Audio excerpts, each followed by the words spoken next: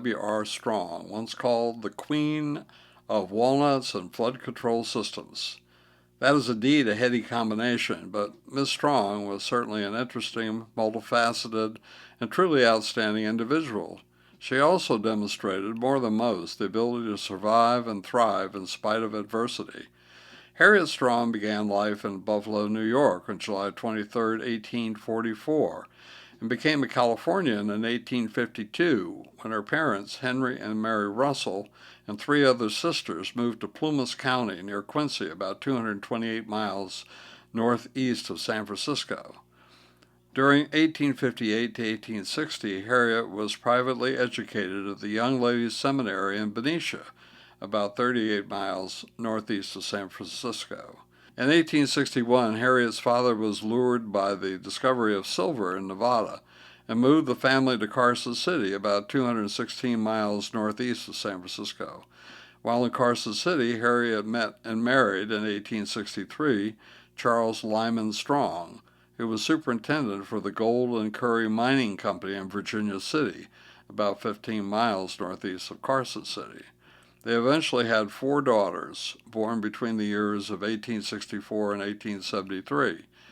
However, in 1864, Charles suffered some type of breakdown and resigned his position with the mine. He received treatment for his medical psychological condition in California.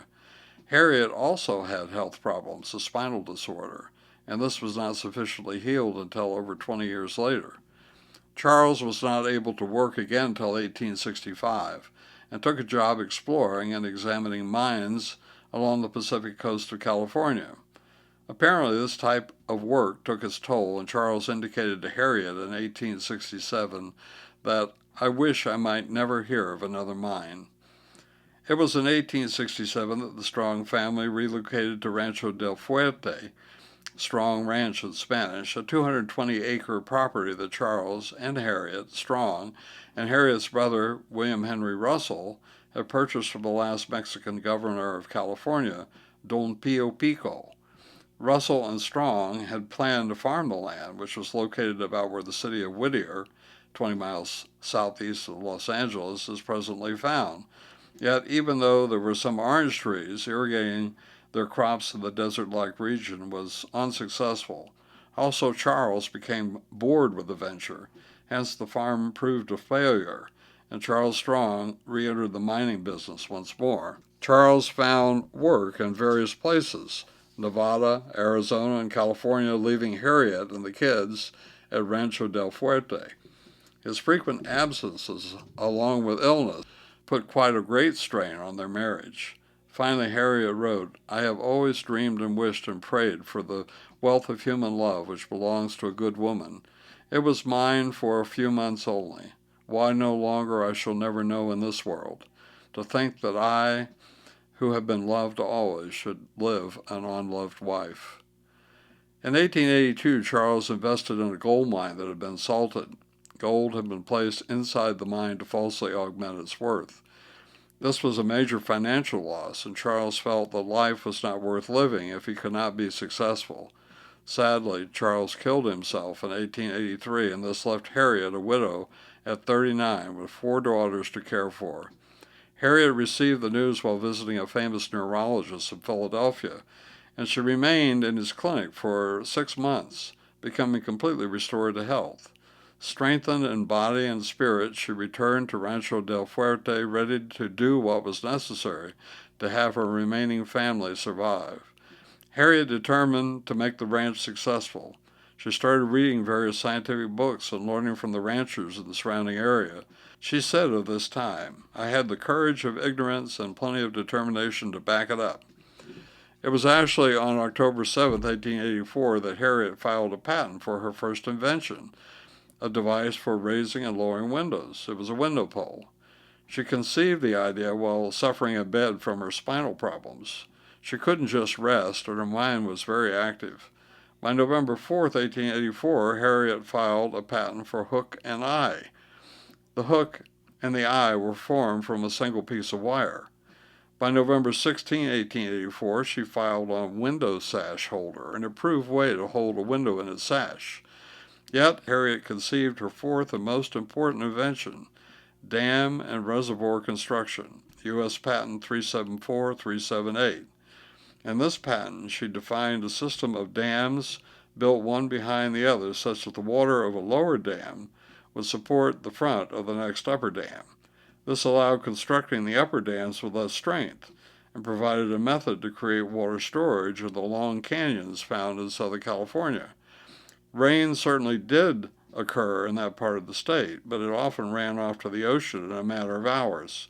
Placing dams in canyons was a simple, practical, and fairly inexpensive solution.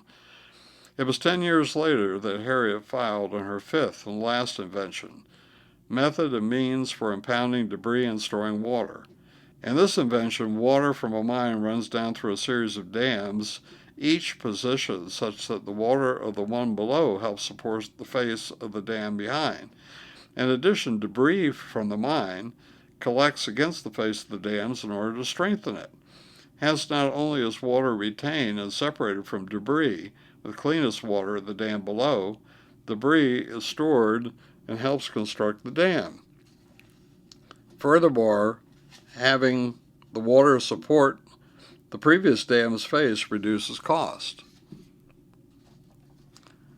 Harriet used this approach described in her fourth invention to create water storage for what she had determined to be the most profitable crop, walnuts. This tree required quite a bit of water, almost 5 gallons for each walnut. Nevertheless, so good were her irrigation and farming methods, her initial 150 acres of walnuts had a yield of $295 per acre, considered excellent in that area. This would be about $8,000 per acre in today's money. Hence, by 1895, Harriet became known as the Walnut Queen of Whittier. However, she also planted other crops, pecans, chestnuts, figs, olives, oranges, and lemons, and these too did very well. Finally, by 1911, she was considered a very successful farmer and had become one of the largest taxpayers in the region. Harriet learned from the status quo but did not always follow it. Most people in the area would plant corn between the walnut trees, but Harriet planted decorative pampas grass. She was able to easily sell this crop, both in the United States and abroad.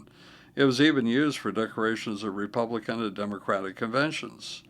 Amazingly, over 130,000 of Harriet's pampas grass plumes were sold at Wanamaker's, one of the leading department stores of Philadelphia.